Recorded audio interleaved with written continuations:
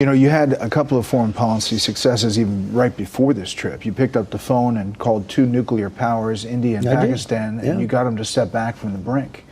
That was a success as you got on the plane heading over here. A bigger success than I'll ever be given credit for. Those are major nuclear powers. Those are not like a little bit. And they were angry. And the next phase was probably, did you see where it was getting, it was tit for tat.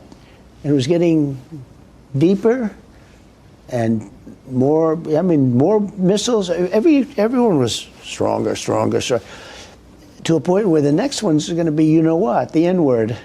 You know what the N-word is, right? Nuclear. Yeah. Thank you. Thank you for the clarification. I figured you'd want to clean that up. No, it's the N-word. That's a very nasty word, right? In a lot of ways. The N-word used in a nuclear sense, that's the worst thing that can happen. And I think they were very close. The hatred was great. And I said, we're going to talk about trade. We're going to do a lot of trade. Don't forget, Iran wants to make a deal with us badly for a lot of reasons. But when you look at India, they are calling, you know, Iran wants to trade with us, okay, if you can believe that. And I'm okay with that. I'm using trade to settle scores. A few moments later. The amount of ignorance out there. Like we've said before, the Kashmir issue is not thousands of years old. It dates back to 1947. Also, what's this obsession with trade? Kashmir is a deeply emotional issue for India and Pakistan. You think they would settle it over trade? Pakistan may need the money, but India is under no such pressure. Today, Foreign Minister S. Jaishankar made India's position clear. All dealings with Pakistan will be bilateral.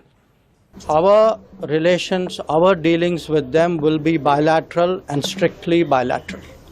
That is a national consensus for many years, and there is absolutely no change in that consensus that dealings with Pakistan will be bilateral. But in the case of India, India wants, you know, they're one of the highest taxed or tariff nations in the world. They make it almost impossible to do business.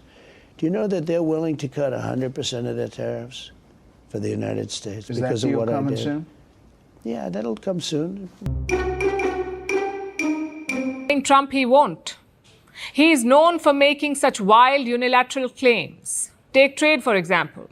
Trump says India is offering zero tariffs to America, basically no tariffs on US imports. Just one problem, though. India has not announced any such move or offer. Again, the clarification came from Minister Jaishankar. Any trade deal has to be mutually beneficial. Any trade deal has to work for both the countries. And I think that would be our expectation from the trade deal. And until that is done, I think any judgment on it would be premature. India says any judgment would be premature, but that is not stopping Trump. He's also threatening companies against making in India, companies like Apple. Apple was thinking about setting up factories in India.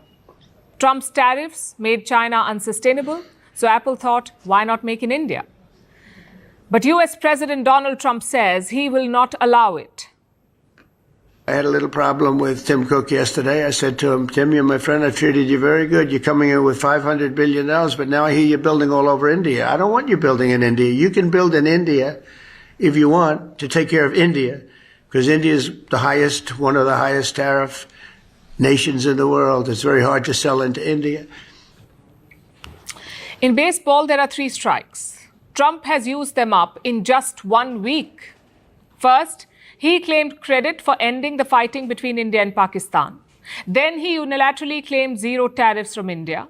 Then he warned Apple against making in India. And now we get news of his family striking a deal with Pakistan, which brings me back to my original question. Whose side is Donald Trump on?